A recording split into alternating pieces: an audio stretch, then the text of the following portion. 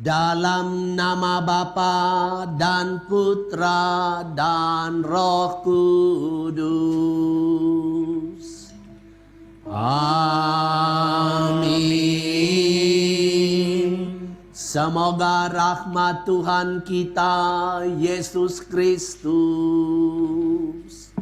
cinta kasih Allah dan persekutuan Roh Kudus bersamamu dan bersama rohmu. Duduklah sebentar, ibu-ibu, bapak-bapak, saudari-saudara. Ibu-ibu, bapak-bapak, saudari-saudara, para sahabat-sahabat Tuhan, kita jumpa lagi setelah 2 minggu lebih kita berpisah sementara saja.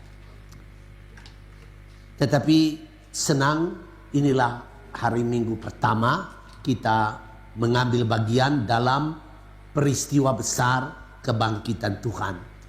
Mengapa saya sebut peristiwa besar?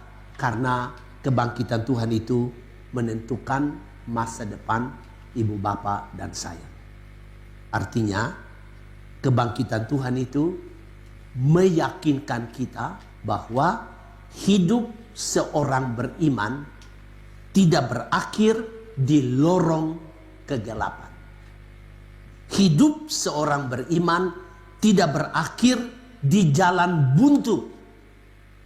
Hidup seorang beriman berakhir di dalam kehidupan kekal yang dimenangkan oleh Tuhan Yesus melalui sengsara, wafat, dan kebangkitannya. Itu sebabnya Pesta Paskah adalah pesta yang amat mulia, amat agung, dan amat besar dalam perjalanan gereja di dunia ini.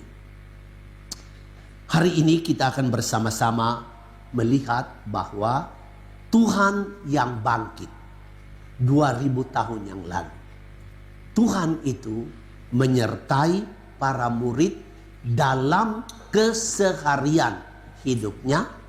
Dan Tuhan yang sama yang kita rayakan kebangkitan mulianya pada 2-3 minggu yang lalu, Tuhan yang sama 2000 tahun yang lalu, dan Tuhan yang sama yang kita rayakan hari-hari besarnya, karya penebusannya bagi ibu bapak dan saya dan bagi seluruh dunia. Tuhan itu menyertai kita dalam keseharian hidup kita. Apakah kita itu seorang ibu rumah tangga? Apakah kita itu seorang pebisnis? Apakah kita itu seorang guru? Apakah kita itu seorang dokter? Apakah kita itu seorang profesional? Apakah kita itu seorang religius?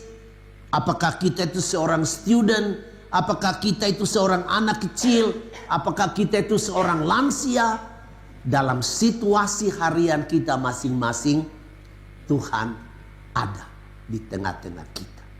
Yang menjadi persoalan adalah kekuatan iman kita yang membuat kita peka menangkap kehadiran yang keramat dalam keseharian hidup kita. Mari kita berdiri mengakui bersama-sama kelemahan iman ini. Kehadiran yang keramat selalu ada di setiap langkah kehidupan kita, di setiap keputusan kita, di setiap situasi kita. Hanya iman kita yang lemah membuat kita tidak mampu menangkap kehadiran yang keramat. Atas kelemahan ini kita mengaku dosa bersama-sama di hadapan Tuhan dan memohon ampun daripadanya. Saya mengaku